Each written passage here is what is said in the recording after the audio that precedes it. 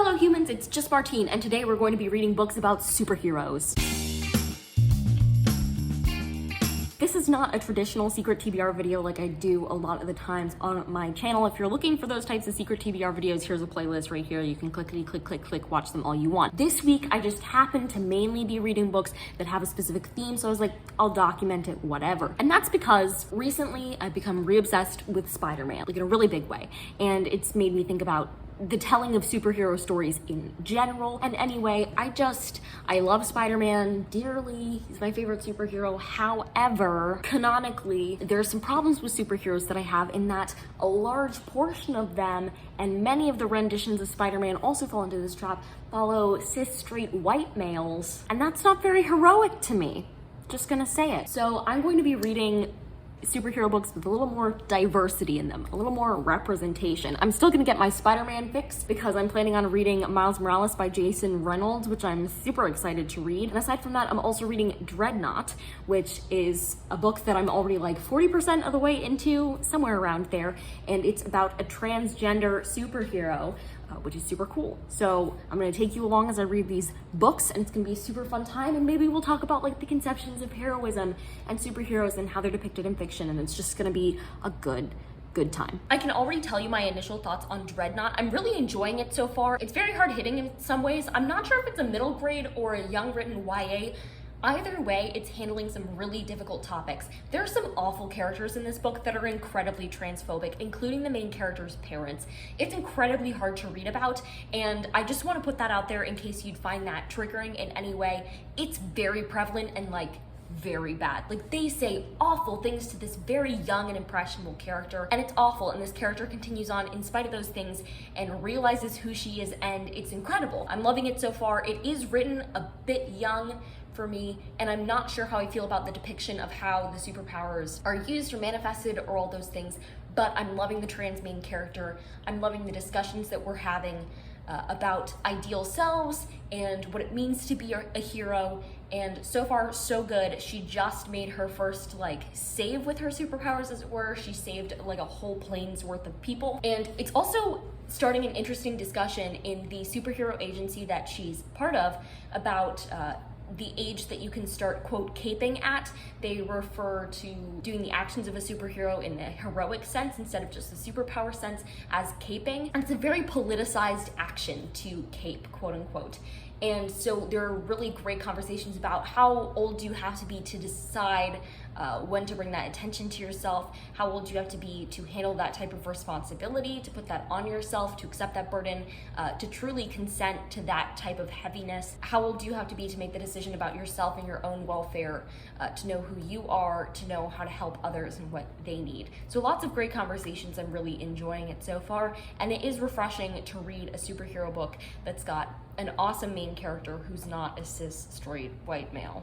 Just gonna say it. So let's keep on keeping on. I was walking to class today and I suddenly realized a huge part of Dreadnought is the fact that Dreadnought, as he is in my mind kind of a Captain America type character. He's strong, he's all powerful, he's very manly in a traditional sense of the word, and that's why it's such a big deal when the person who gets the mantle passed to them, in essence, is this girl. But what I didn't realize before is that in some ways, with the disappearance of the current Dreadnought funneling into the main character of this book and the new Dreadnought, as it were, she hasn't fully claimed this as her superhero name. She hasn't claimed Dreadnought's colors, but she has claimed Dreadnought's powers. So she's the new Dreadnought, and with the disappearance of the old Dreadnought, there's also this loosening of the cis straight white male hero archetype. I hadn't realized that before because, again, I've been so surrounded, as I mentioned at the beginning of this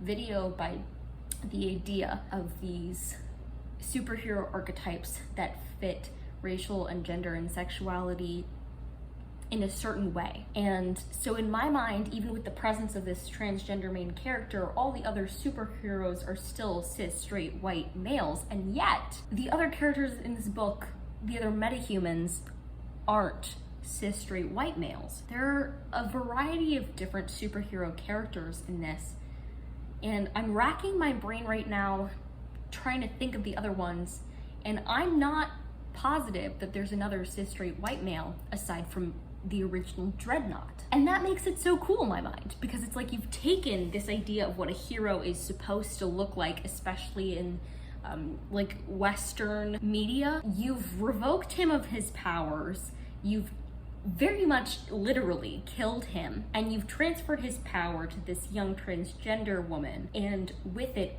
all the symbolic power that a cis straight white man also has goes to her. She's still dealing with all these prejudices. It doesn't take effect right away, but it's this slight weakening in a way that I hadn't thought about before my walk to class today. And I'm not sure if the author meant for that, but if the author meant for that, I see it now.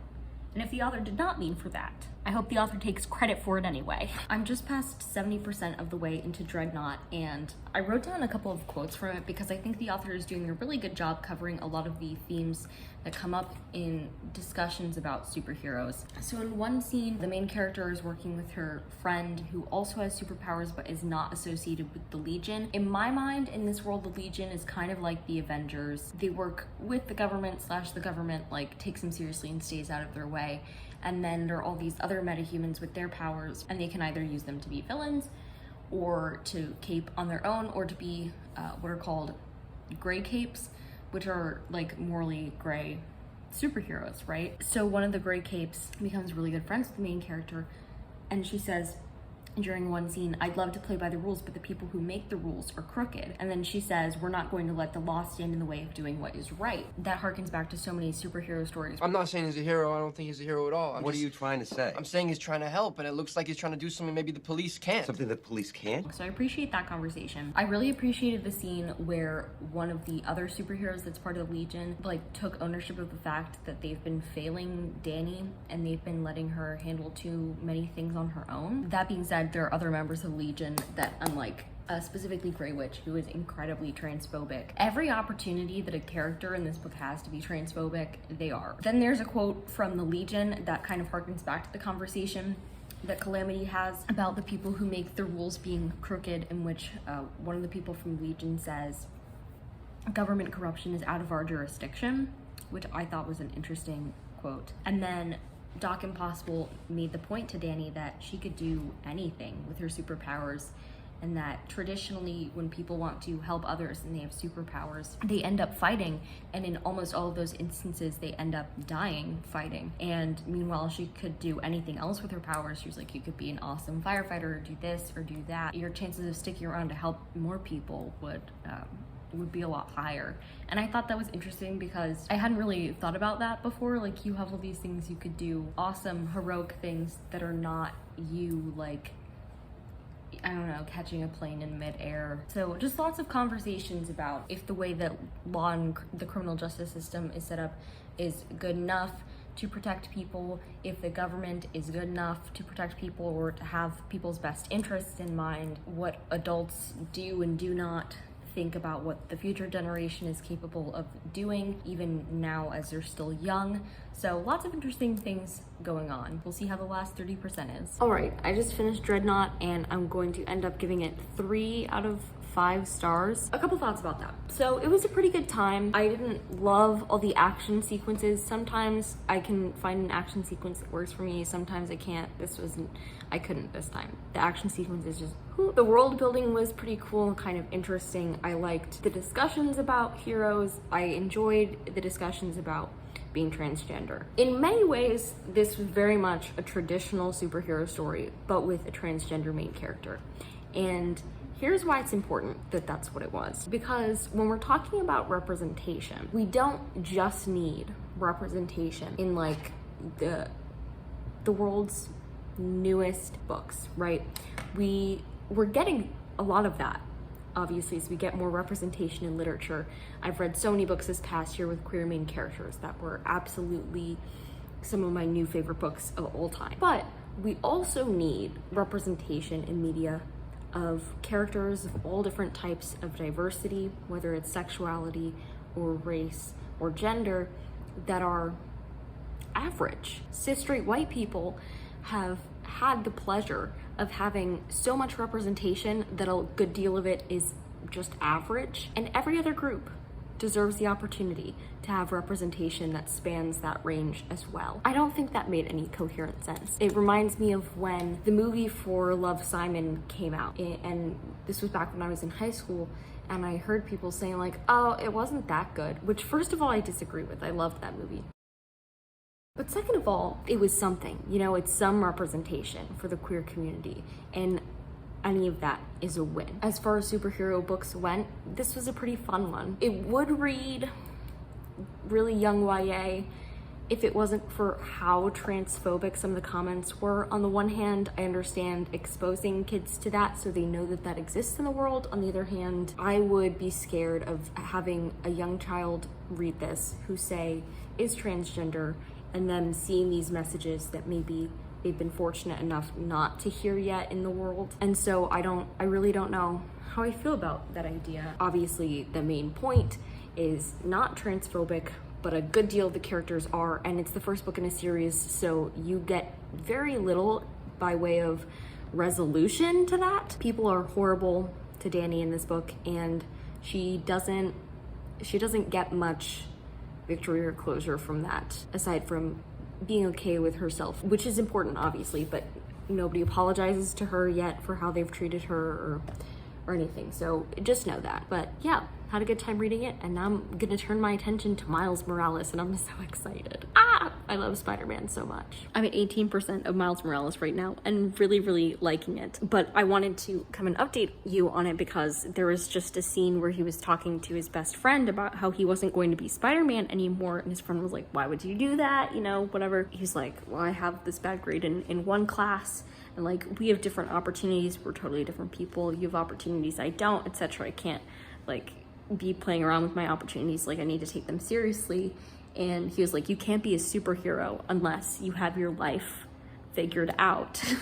And that reminds me of a lot of the things that my sister and I talk about when we talk about different leadership positions, and how like you have to be good before you can be good at that, and how some people believe that their lives are going to suddenly become easier and they'll be more on top of things once they acquire those things. So in the context of this analogy, it'd be once you become a superhero, your life is going to work itself out. But in fact, it only becomes harder for your life to work out when you're a superhero, just like it's harder for your life to work out when you get such and such job or such and such position, such and such added responsibility that you think will make your life better. And so aiming for those things because it will make your life better is entirely the wrong reason to do it, because it's not going to make your life better. You have to have it together before those things. You have to be okay with your life so that you can deal with those changes and added responsibilities.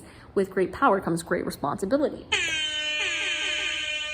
So I just thought that was an interesting note. I'm at 68% of Miles Morales, and I have two quick thoughts. One is that there was a very brief conversation about the anonymity of being behind a mask and how you have to make the right decision to like not go out into the world in that kind of state when your emotions are running super high and you're liable to make decisions that you'll be unhappy with later just because nobody can tell that it's you. And then there's also the discussion that is woven throughout this entire book so far about the idea of family, if we're just exactly the same as the people that came before us in our family. So the argument of nature and genetics, especially when it comes to crime or making poor decisions and things like that. It's something that Miles is struggling with a lot because he has this uncle who did a lot of really bad things and who, when he passed away, told Miles, you're exactly like me. And Miles is really struggling with that idea because he wants to do good in the world and he wants to help and he has these powers, but every time he's worried that he's going to become this person that his uncle was. So that's just a really interesting like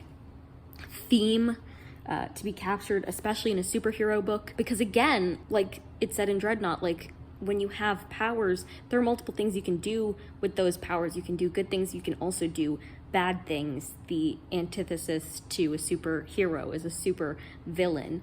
Both are super, and so they have powers in some way, but they decide to use it for different purposes. I like that this is a story about a young man who's really struggling with that and trying to find his own place and trying to find his own identity, and to not stick with this idea that he is exactly like the people that came before him, who he doesn't want to be. I just finished Miles Morales and I'm going to give it 3.5 out of 5 stars. It was going to be a 4, but then the final battle happened and I didn't get it at all. Like, it went right over me. I did understand the ideas and themes of like the power of educators and adults and how they talk to children and how that impacts their futures and their lives and their opportunities, and I did appreciate that. I liked Miles as the main character. I liked his best friend. I liked the love interest. There was not much like Spider-Man action in this, but I kind of really liked that because you got to see how Miles's like thoughts about being Spider-Man, whether he should do Spider-Man more or less, his responsibilities as Spider-Man, all that stuff. You got to see that thought process for him and how deeply it impacted his day-to-day life, which I think you don't often get in these more popular superhero tales. So I enjoyed it. And that means that I'm done with this vlog. So if you liked it, go ahead and give it a big thumbs up and comment down below who is your favorite superhero, or do you have any good superhero book recommendations? I'd love to hear them. And subscribe for more reading, writing, and college lifestyle content. And until next time, bye humans, bye!